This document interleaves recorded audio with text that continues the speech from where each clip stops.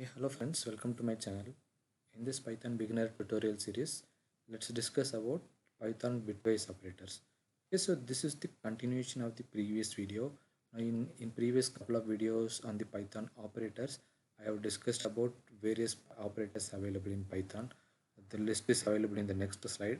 Like in the so I've discussed about arithmetic, assignment, comparison, logical, identity, and membership operators.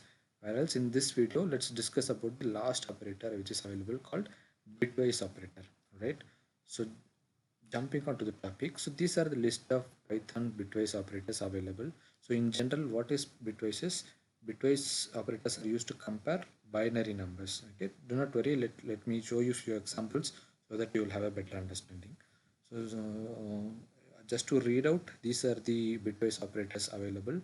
Like first one is AND, OR, XOR, NOT, shift left and shift right. Okay, so let's discuss all these one by one with an example, right?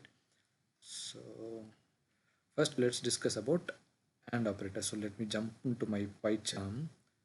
So here okay, so let's say I have two numbers here. Like I have two variables with numbers assigned to it, a equal to 10 and b equal to 4. Let's try to assign AND operation into it. So a and b. So this is how I use the AND operator. So I'm gonna use a print statement. Print a and b. Let's run and see this. Yeah, it displayed 0. Okay, so now let's look into the solution. Like so, the binary value of 10 is 1010, right? So the binary value of 4 is 00, sorry, 0110. So if we do an AND operation, like this is like a generic AND operation which we learned in our computer science classes, right? It is similar to that. So whenever there is a value 0, it will actually return 0 only. So whenever there's a value called false, it will definitely return false. So here in the first place we have 0, so the output will be like this. Output will be 0. Second also it will be 0. 0 will return 0. Last one 0. So the simplest solution answer is whenever there is a 0 present in any of the numbers, then it will generally return 0. So this is how AND operator work, right? So now it returned 0 as my solution. So this is how AND operators work. So next operator which is available is OR operator. So for OR, I will use a pipeline symbol. So now let me run this for OR. Now it returned me 14. Okay. So now let's discuss about this. So now we have the same value 10 as 1010. 4 is 0 100.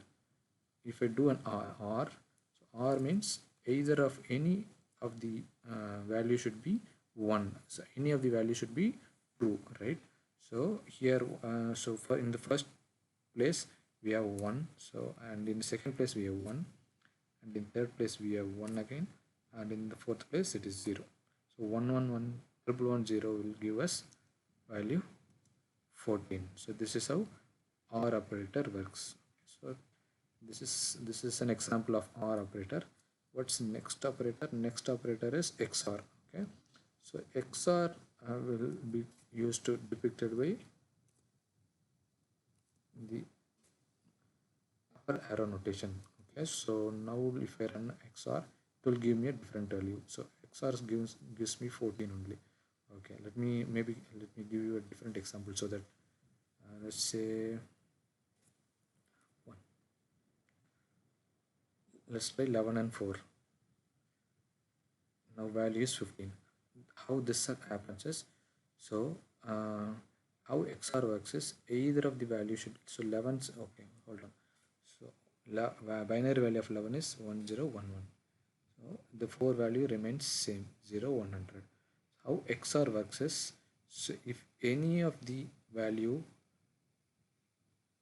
is alternate, okay, if we have alternate values present, then it will give us 1. For example, here 1 is 1, and in the first place we have 1 and 0, so it will return 1. In the second place we have alternate numbers 0 and 1, so it returns 1. In the third place we have 0 and 1 again, 1 and 0, so it returns me 1. In the final place we have 1 and 0, it will return me 1. So this is, so triple double one double one is the binary value of 15. Okay, so this is how XOR operator works. Maybe I'll give a different example called 5. So now here 5, we have the value of 5 will be 101. Now if you see in this place, the last two numbers is same. So whenever there is a similar numbers occurring, it will return 0. So now if I run this, it will return me, oops, sorry, I did not change the value here. Now it returned me 14. Okay, so this is how an XOR operator works. XOR is, if you have same elements, it will return 0. If you have opposite elements, it will return 1. So this is how an Python XOR operator works. And next operator is Python NOT operator. Okay, so NOT returns one's complement of the actual given number. Okay, so for example, let's take 10, 11. Let me remove B. So I'm gonna print not of A. So if I print this, what will happen? So it will give me minus 12 value. So this is the NOT operator generally returns the negation. Okay, so the negation. So let me try to explain this here. So the value of 10 is, the value of 11 is 101. So this is the binary value of it, right? So to return one's complement, it will add 1 and it will have a minus sign at the beginning. So it will be something like this, minus 1011 plus 1. So now it will return the negation. So it will be, in this situation, the ones complement of 11 will be 12 with a minus symbol added before. Okay, so this is how we can use Python NOT operator. And if I use 13, it will return minus 14. Basically it's a ones complement, right? So this is how a NOT operator works. So jumping to the next operator, it is Python, it's bitwise right shift operator. Okay, so there is two interesting operator called bitwise right shift and bitwise left shift. Okay, so bitwise, okay, here we have another example. What I'll show you an example to depict how bitwise right shift works. So bitwise right shift will shift the bits of the number to the right and fills 0 on the void left. Okay, fills 1 in case of negative number as a result. Okay, let's take this example. So we have a equal to 10. Okay, let's go to our Python ID. So we have a equal to 10. Now the binary value of 10 will be something like this, 1010. Okay, so this is the binary value of 10. So now I want to shift greater than 1 element. So a greater than 1. So this is right shift, right? So I'm asking my interpreter to right shift,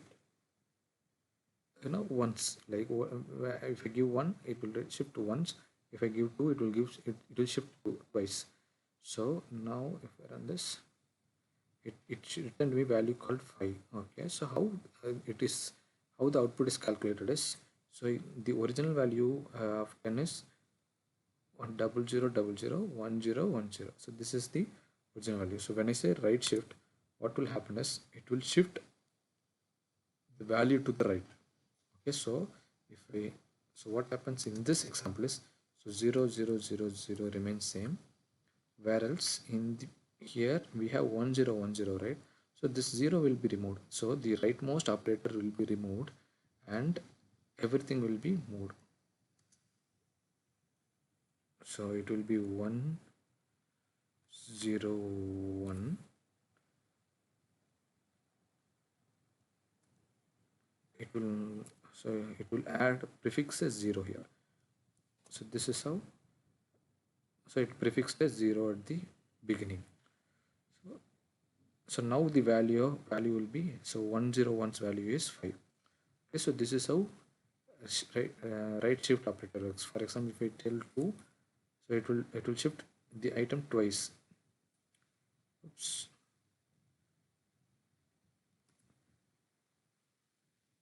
So it will shift the twice. So in this example, if I take, it will, what will it return as? So here it will return 0 0 1 0. The rightmost one will be removed, right? And here again it will be like this, and I will prefix a 0. I will prefix a double 0 to it.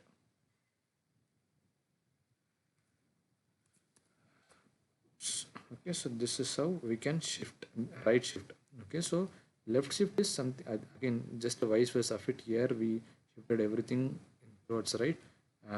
In left shift we'll shift everything towards left. One important thing to notice here, it filled 0 because the value was positive. The value of 10 is positive, right? In case if it is minus 10, it will return you you need to fill it with 1 instead of 0. Okay, so that's the only difference. If I use the left shift here,